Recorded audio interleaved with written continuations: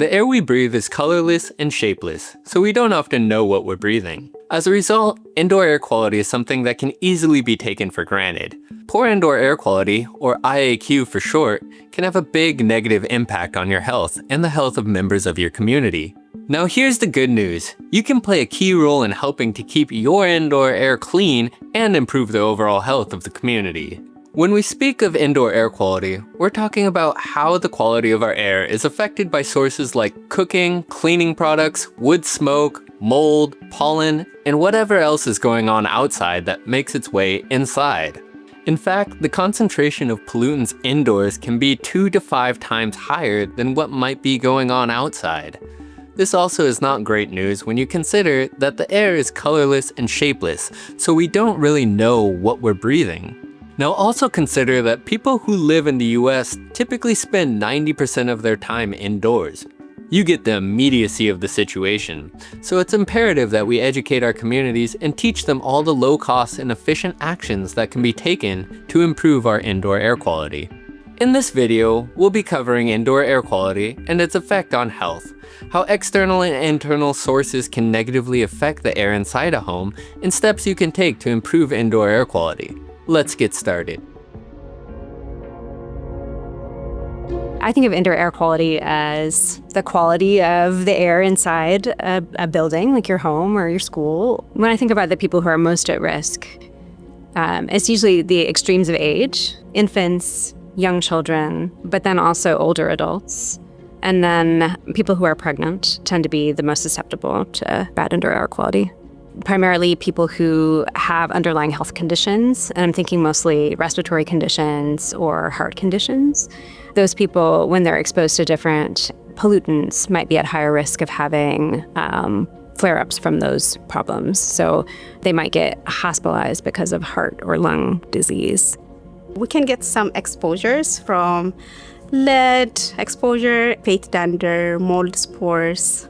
Many everyday things like lighting candles, cleaning chemicals, using wood stoves or gas stoves. They can release chemicals and particles within the air we breathe. Bad indoor air quality can cause eye irritation, runny nose, or upper airway irritation, sore throat, can cause increased cough. And depending on what it is, some things can cause headache or dizziness or fatigue. Some indoor air pollutants are known to have an effect on mental health. I've seen this with wildfire smoke. There's some studies that have shown that wildfire smoke exposure can actually be associated with depression and anxiety. In some people, they may be at higher risk of having a heart attack or a stroke. Some indoor air pollutants can actually increase your risk of cancer. For example, exposure to radon or asbestos can significantly increase your risk of lung cancer.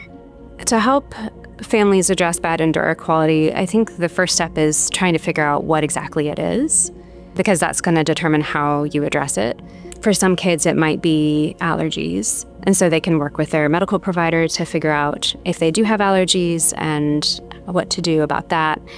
And it might be other things, though, unrelated to allergies, like cigarette smoke or cleaning products that are really irritating to the airways. And so paying attention to when those reactions happen, when the child has more symptoms, can really help narrow down what might be the problem. But definitely talking to your healthcare provider could help. But there's so many different things that can impact the indoor environment with respect to air quality. So really you're looking at the building envelope, the ventilation systems, regulated building materials, chemicals that are brought into the spaces. The way that pollutants work their way indoors could be through gaps in the building, open windows. There might be a ventilation system that's drawing in air from the outdoors on people's clothing. You know, they might have been at work doing some sort of activity that generated dust or other pollutants, and then they bring it home.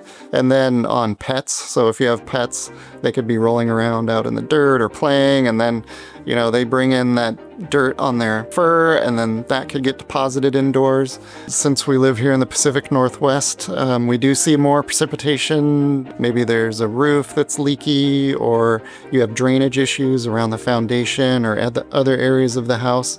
Then you might see more water getting into the house and then causing damage to the building materials, which would then also subsequently lead to mold growth, which is harmful as well. So people with asthma, allergies, other health conditions could see negative health effects from mold exposure. Also, if you live near industrial sites, the pollution in the air could also make its way into your home. And in the 1900s, there was a huge asbestos boom where hundreds, if not thousands, of products were manufactured with asbestos and used in buildings, in consumer products, all sorts of materials. So no matter how old your home is, it's possible that it could contain asbestos, and it's important to have a survey done before you disturb any of those materials, do any renovations, repair any damaged materials. And you can't just look at materials to see whether or not they contain asbestos. You have to take a sample, send it to a lab,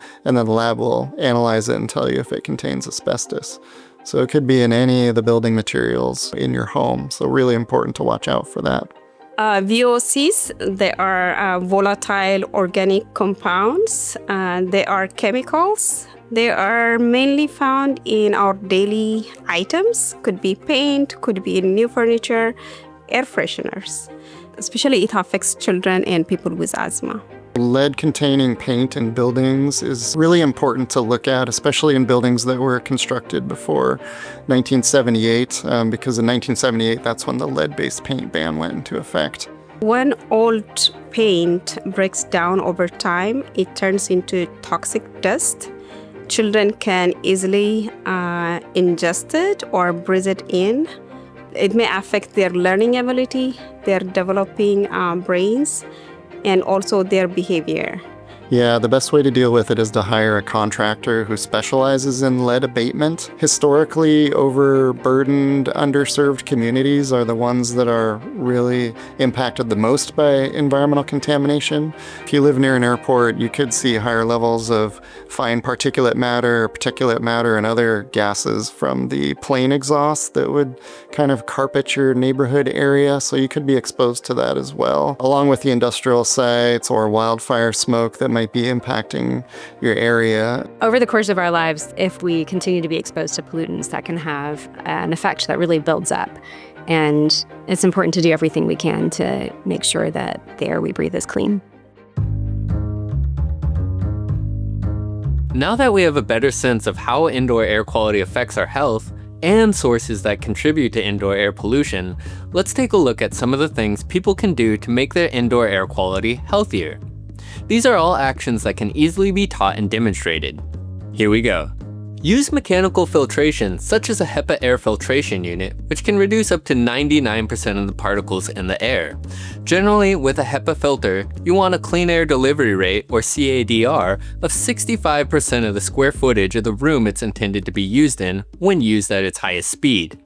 This means you may need multiple units to achieve the right clean air delivery rate for a single room, and multiple HEPA filtration units are often necessary to filter the air for an entire home. In instances where more than one HEPA filtration unit is necessary, units should be distributed throughout the home and located in rooms people spend the most time in. Also, it's recommended to only use HEPA units that do not have additional technologies or features like ionization or oil diffusers, as they may cause unintended harm to people's health. Remove your shoes upon entry and place in a storage bin to avoid carrying in outdoor pollutants. When cooking using a stovetop or oven, use a kitchen exhaust fan or a range hood to help push bad air out. In homes without a kitchen exhaust fan, open windows when cooking to increase ventilation. Opening windows can usually help improve indoor air quality. A window fan can also help push bad air out and draw in fresh air. But before doing either of these actions, make sure to check the local air quality index to better inform whether to open your windows or leave them closed. Avoid the use of portable propane heaters indoors. Consider an electric heater if you need to heat a space. Portable propane heaters used without proper ventilation can result in the rapid buildup of carbon monoxide, which can be lethal. Use home and garden products that do not contain toxic chemicals. When shopping for household products, it's safer to read the label and choose the least hazardous products available. Look for the Green Seal Certified, EPA Safer Choice, or EPA Designed for the Environment logos on the product labels. If you park your car in a garage, open the garage door before starting the car. During wildfire smoke events or times when outdoor air quality is not good, keep windows closed and use a box fan filter or a portable HEPA air filter for cleaner air. If you have a garage or outdoor workspace, keep doors and windows open for any prolonged amount of use. Never operate portable energy generators or small engine appliances in an enclosed area and only use these outside. Cooking activities like grilling, barbecuing, smoking meats, and deep frying are better done outside in an open air environment.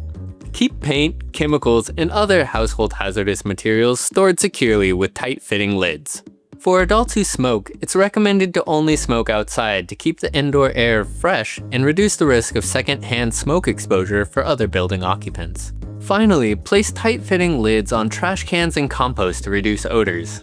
This is all very accessible information on indoor air quality, but it's just scratching the surface. If you'd like more information on the importance of indoor air quality, as well as more air quality tips available in multiple languages, visit kingcounty.gov/IAQ or check out our YouTube channel at KC Public Health. And thank you for helping our communities breathe better at home.